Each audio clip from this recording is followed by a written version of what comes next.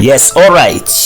Mwiriwe neza nizere ko meze neza. Twongeye kubaha ikaze hano ku muyoboro Onebu Opportunity Hub Rwanda. Nuko mbyumva ni wa mujene wanyu Onebu. Tukaba tubazaniye amahirwe adasanzwe ashyushye cyane yaje kuba atangwa na RDB, ikigo cy'igihugu gishinzwe iterambere, aho aya mahirwe yaje areba mwebwe urubyiruko wasoje segonderi kuzamura ese ufite diplome yo mu gatandatu segonderi, wasoje kaminuza, aya mahirwe arakureba. Ubwo ni ukuvuga ngo waza guhita ukora application. No muri itangazo murabona ko ryasohotse mu ndimi ebyiri, Icyongereza ndetse n'Ikinyarwanda. Tugiye kuza kureba muri make ati se iyi myanya y'akazi ni bande bemerewe gukora application, igihe cyo gukora application kizarangira ryari, ese ni ibiki usabwa kugira ukore application. Ubundi turaza kuhita tubahereza na nimero zacu za telefone, ushobora kuba wagira ibisobanuro uza gusobanuza cyangwa se ikibazo ushobora kubaza. Turaza guhita tugufasha twihuse ndetse n'amadokima tube twabagufasha kugira ngo uyabone, kuko hari amwe aboneka mu irembo kandi kuyadeklara rwose twabigufasha ibintu bikagenda neza.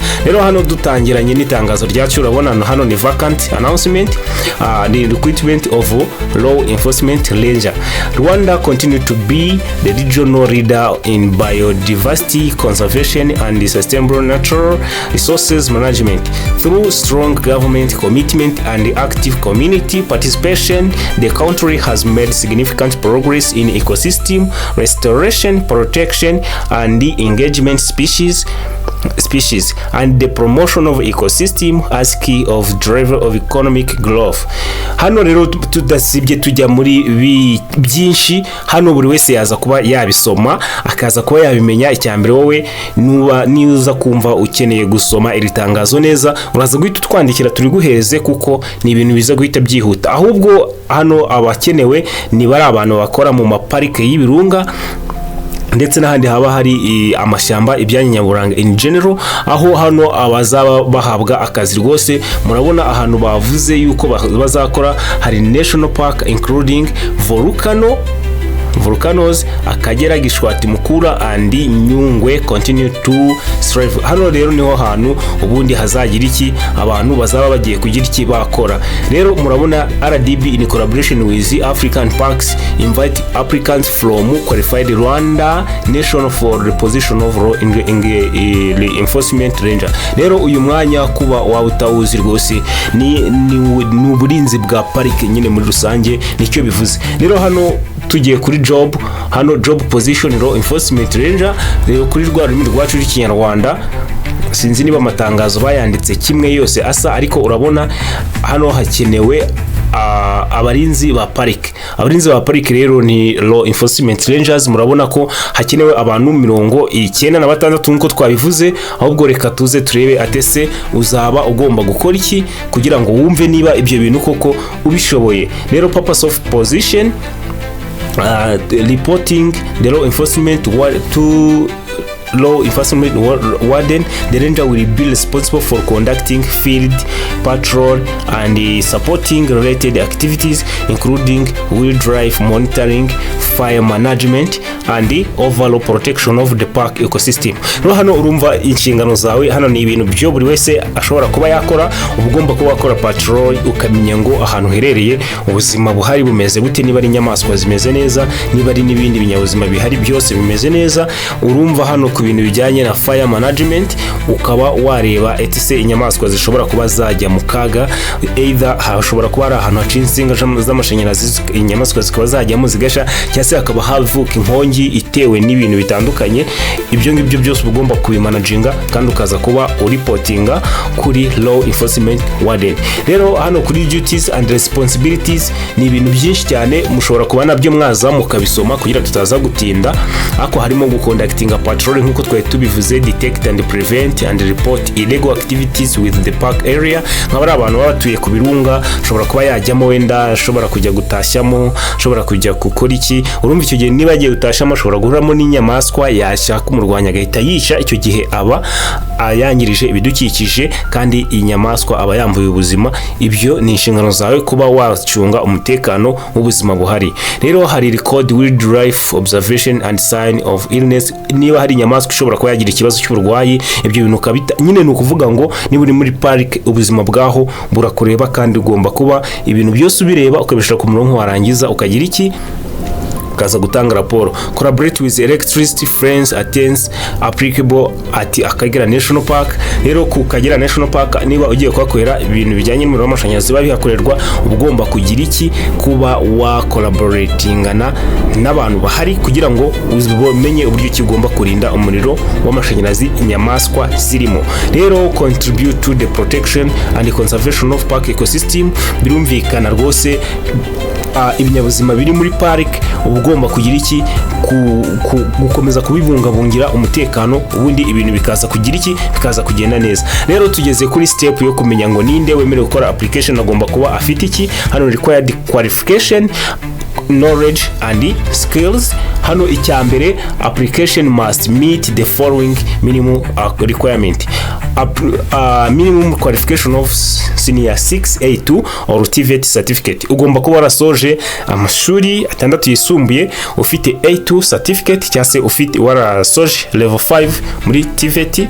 Urumva ugomba kuba ufite imyaka itari munsi ya 20, ariko nanone itari hejuru y'imyaka 28. Urumva range ni imyaka 20 kugeza kuri 28. Ubwo niba ufite imyaka munsi gatoya uraza kwihangana za applying ubutaha, cyangwa se ugerageza ahandi. Kandi nawe niba urengeje imyaka 28 ubwo nawe urabyumva. Aya mahirwe bihita bikumvisha neza uburyo ki na y'urubyiruko, especially mwe mu musoje amasegonderi, kaminuza, ako mutaramara igihe kirekire, kuko urumva na abantu batoya cyane bakiri batoya bakenewe. Noneho dukomeje, background or training in conservation, biodiversity or related field in is added advantage. Rero hano urabona ntabwo biri muri ntabwo bivuzwe ko bigomba kuba birimo, ahubwo niba wavuze ngo it is added advantage, uramutse ufite background muri ibi bintu urumva ko waza kuba ufite amahirwe menshi cyane. Noneho kuri required competence, umenye wakagombye kuza kuba ufite, ugomba kuba ufite strong physical fitness and endurance. Ugomba kuza kuba nyine uri fit, ntabwo ugomba kuba uri wa muntu nyine nawe uri aho ngaho gutyo ushobora kuhabona n'inyamaswa nawe ubwawe ukiruka. Ugomba kuza kuba umuntu uri strong physical fitness, ushobora kutarakora siporo but ukaza kuba ugaragara ko uri umusore. Willingness to work in bush or natural based on environment, ukaba witeguye kuba wakorera mu mashyamba nyine, birumvikana. High level of discipline, ufite discipline ya danger imeze neza. Ability to work flexible hours, ukaba wakora nyine amasaha yari yose including day and night shift, kuba wakora amanwa cyangwa se ijoro. Integrity and good interpersonal skills, ugomba kuba ufite ubunyangamugayo ndetse na skills zo kuba zagufasha cyangwa se ubumenyi bwo kuba wabana n'abantu neza. Strong analytical and problem solving ability, ukaza kuba ufite ubumenyi bwo hejuru cyane mu kuba watekereza ukanaliza ndetse ukaba wareba n'ikibazo ukagisolvinga neza cyane. Rero murabona ni byinshi cyane dushobora kuza kuba twatinda, ntabwo ari byo byatuzanye, ubwo iri tangazo waza kurisoma neza. Twamaze kumva abemerewe gukora application abantu bafite A2 certificate, abasoje segonderi gusubira hejuru, bafite imyaka 20 utarengeje 28. ubwo reka turebe hano kuri added values. ubona kuvuga ngo added value ni bya bindi ushobora kuba ufite bikakongera amahirwe yo kuba watsindira uyu mwanya. Noneho experience is in use of GPS device, hari ahantu ushobora kuba warakoze especially nk'abantu barize ama TVET, ama GPS ari igihe ugira amahirwe ukagera ahantu ushobora kuba wayikoresha. Hakaza bush survival skills, hakaza first aid training, valid motorcycle driving license. ubwo hano noneho ku muntu ufite perime rwose y'imodoka, hano uhita ugerageza wihuse. niba ufite perime y'imodoka ukaza kubuzi neza ko wanasoje segonderi, aya mahirwe aramutse agucitse urumva sinzi uburyo no perime ya moto urumva ko ibintu byaza kuba bitameze neza. Noneho prior experience working with security guard, warakozeho ubusekirite, umurimo w'ubusekirite rwose, hano biza guhita biguhesha amahirwe yihuse. Noneho hakaza hano language of requirement, ugomba kuvuga neza Ikinyarwanda ukakivuga neza nyine neza. Noneho working knowledge of English or French, ukaza kuba ushobora kuba nanone wavuga icyongereza ndetse ukaba wavuga n'igifaransa kimwe muri ibyo ngibyo. Noneho uburyo ki wakora application, interested candidates should submit the following document on single PDF file. Niba wavuze single PDF file, ubwo ukaza guhita wumva ibyo ari byo, watubwira tukagufasha, tukaba twagukorera ano madokima igihe wayabonye ukayaduhereza, utyo mugenda muyohereza kuri WhatsApp, tukagukorera single PDF file tukayigusubiza, warangiza ukagira icyo ugakora application.